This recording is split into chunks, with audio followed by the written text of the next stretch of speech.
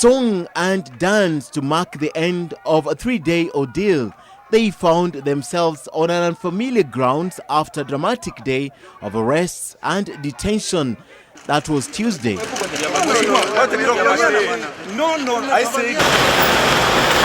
Today was their day and it began early.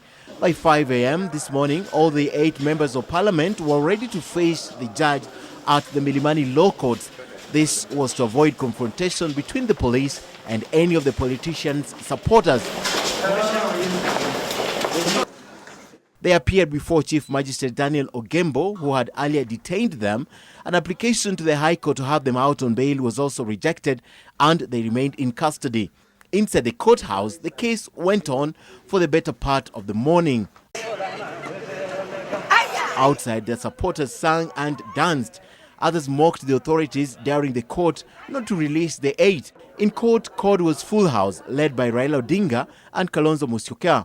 Unlike a day ago when the application was rejected, today their bail application was successful. This court is of the view that it was incumbent upon the prosecution to go beyond merely stating the offensive words.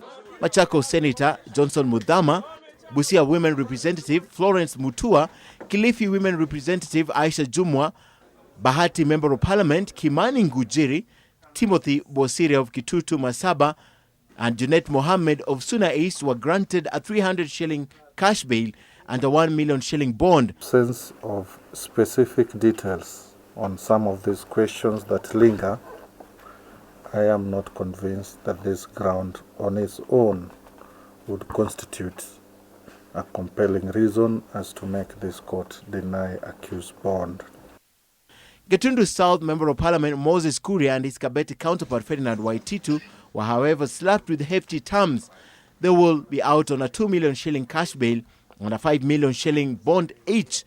But I've considered one cardinal principle, and that is the principle that they remain presumed innocent until they are proven guilty. All the 8 are accused of uttering words that border hate speech on diverse dates calculated to incite people to violence. The judge also noted that Kuria and Waititu are already in court facing similar charges.